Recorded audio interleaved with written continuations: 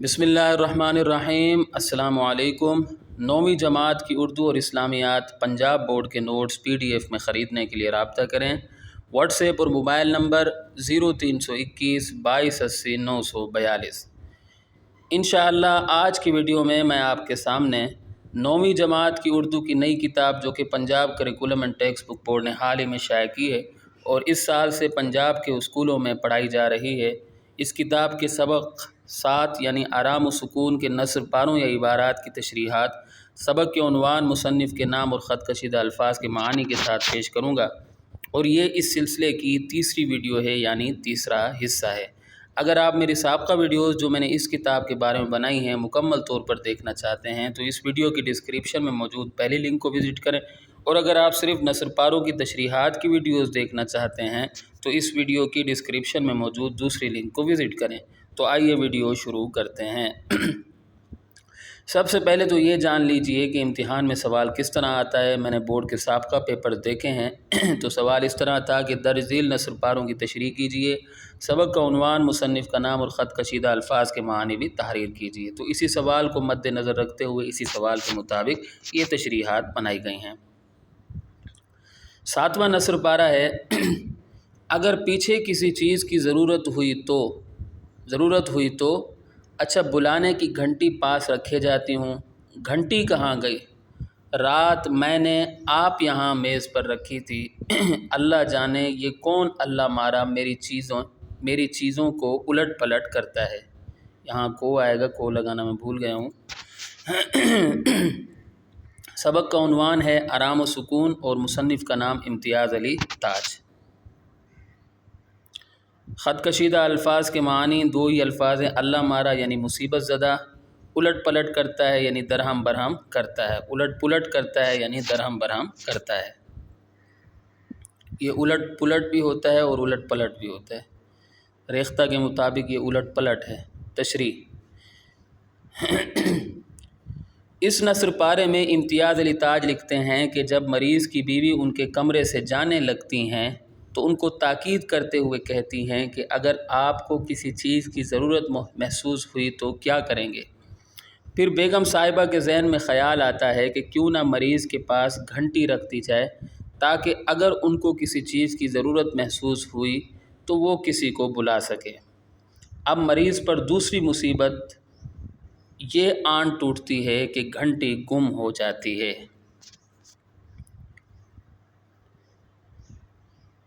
Drama नवीस के मुताबिक बीवी को मज़ीद बोलने का मौका मिल जाता है। अब उनका शोर शराबा बढ़ जाता है जिसकी वजह से मरीज़ मज़ीद बेसुकून हो जाता है। बेगम साहिबा कहती हैं कि रात को मैंने घंटी यहीं रखी थी, पता नहीं कौन बदनसीब मेरी चीज़ों को इधर उधर कर देता है। अब घंटी गुम हो गई है, न जाने किसने कहाँ रख दी है। बेगम साहिबा का गुस्सा बढ़ता है तो शोर व गुल में ख़ुद ब खुद इजाफ़ा हो जाता है। ये हंगामा मरीज़ शोहर की तकलीफ़ में मज़ीद इजाफ़ा कर देता है। मरीज़ की बीवी इतनी बातूनी होती हैं कि उनको लम्हा भर भी सुकून नहीं करने देती। इस ड्रामे में इम्तियाज़ अली ताज बड़ी महारत से तंज़ व मिज़ाह की फ़ज़ा को आखिर तक कायम रखते हैं। तो ये मैंने पैराग्राफ्स की सूरत में तशरीह बनाई है ताकि आपको याद करने में आसानी हो। 8वां नस्र पारा है, सक्का घर में बहरे बसते हैं जो कम बख्त ज़ोर से कुंडी खटखटाता है। अल्लाह मारों को इतना ख़याल भी नहीं आता कि घर में कोई बीमार पड़ा है। डॉक्टर ने ताकीद कर रखी है कि शोर व गुल ना होने पाए और इससे कहो यही वक्त है पानी लाने का। तो मुश्किल अल्फाज है वो मैंने ख़त कशीदा कर दी हैं, उनके मानी आगे आ रहे हैं। सबक का उन्वान है आराम व सुकून, मुसन्निफ़ का नाम इम्तियाज़ अली ताज। ख़त कशीदा अल्फाज के मानी, सक्का यानी पानी भर कर लाने का काम करने वाला, कम बख्त बदकिस्मत या बदनसीब, अल्लाह मारों मुसीबत ज़दों, ताकीद इसरार से कहना या ज़ोर डालना, शोर व गुल चीख व पुकार या हंगामा। तशरीह इस नस्र पारे में इम्तियाज़ अली ताज लिखते हैं के भी लिख लें کہ ابھی بیگم صاحبہ گھنٹی کا مسئلہ حل کر ہی رہی ہوتی ہیں کہ کوئی زور سے دروازہ کھٹکھٹاتا ہے، یعنی شور میں مزید اضافہ ہو جاتا ہے۔ گھر کا ملازم بتاتا ہے کہ پانی پہنچانے والا شخص آیا ہے۔ اب بیگم صاحبہ میاں جی کے مرض کا خیال رکھے بغیر اس کو کوسنا شروع کر دیتی ہیں۔ بیگم صاحبہ کی بہت زیادہ بولنے کی عادت مریض میاں کی تکلیف اور بے چینی میں مسلسل اضافہ کر رہی ہوتی ہے۔ بیگم صاحبہ غصے سے چیخ کر کہتی ہیں کہ یہ سقا بہت زور سے دروازہ کھٹکھٹاتا ہے، گھر میں پہرے تو نہیں رہتے جو یہ اتنی زور سے دستک دیتا ہے، اسے کچھ خیال کرنا چاہیے۔ یہ اتنا لاپرواہ شخص ہے کہ اسے یہ بھی نہیں معلوم کہ گھر میں کوئی بیمار پڑا ہے۔ پھر ڈاکٹر صاحب بار بار ہدایت کر کے گئے ہیں کہ گھر میں کسی قسم کا کوئی شور شرابہ نہیں ہونا چاہیے۔ سقا بہت دیر سے آیا ہے، یہ وقت کا پابند نہیں ہے، اسے اپنی ذمہ داری کا احساس بالکل نہیں ہے۔ مریض کی بیوی اتنی باتونی ہوتی ہیں کہ ان کو لمحہ بھر بھی سکون نہیں کرنے دیتی۔ اس ڈرامے میں امتیاز علی تاج بڑی مہارت سے طنز و مزاح کی فضا کو آخر تک قائم رکھتے ہیں۔ 9واں نثر پارہ۔ اچھی خاصی دوپہر ہونے کو آ گئی ہے، کل سے اتنی دیر میں آیا تو نوکری سے الگ کر دوں گی۔ میں نامراد کو 20 مرتبہ کہلا چکی ہوں کہ صبح سویرے ہو جایا کرے، کان پر جوں نہیں رینگتی۔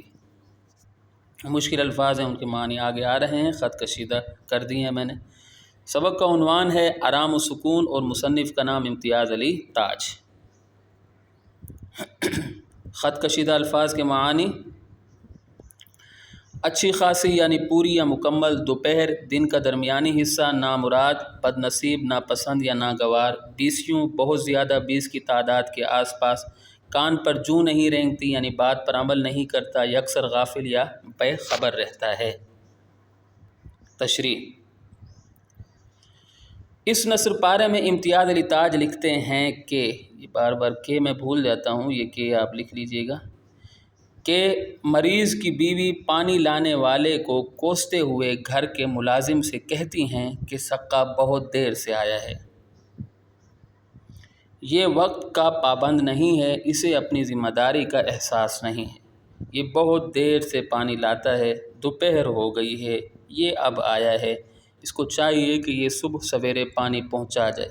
اسے کہہ دو کہ اگر کل یہ دیر سے آیا تو اسے نوکری سے نکال دوں گی، اسے ملازمت سے برطرف کر دوں گی، اس کو ذرا بھی احساس نہیں ہے۔ بیگم صاحبہ بہت غلطیاں ہو رہی ہیں آج۔ بیگم صاحبہ پانی لانے والے شخص کو مزید کوستے ہوئے کہتی ہیں کہ یہ انتہائی نالائق شخص ہے، اس بدبخت کو میں کئی بار کہلا چکی ہوں کہ صبح سویرے پانی لائے، لیکن یہ میری بات ہی نہیں مانتا، یہ اپنے کام سے یکسر غافل اور بے خبر رہتا ہے، یہ میری بات پر بالکل عمل نہیں کرتا، بڑا بے فکرہ اور لاپرواہ شخص ہے۔ مریض کی بیوی اتنی باتونی ہوتی ہیں کہ ان کو لمحہ بھر بھی سکون نہیں کرنے دیتی۔ اس ڈرامے میں امتیاز علی تاج بڑی مہارت سے طنز و مزاح کی فضا کو آخر تک قائم رکھتے ہیں۔ تو یہاں اگر ہماری ویڈیو اختتام کو پہنچتی ہے، چھوٹی چھوٹی غلطیوں پر میں آپ سے معذرت خواہ ہوں۔ امید ہے کہ آپ کو میری یہ کاوش پسند آئی ہوگی۔ اگلی ویڈیو تک کے لیے مجھے اجازت دیں۔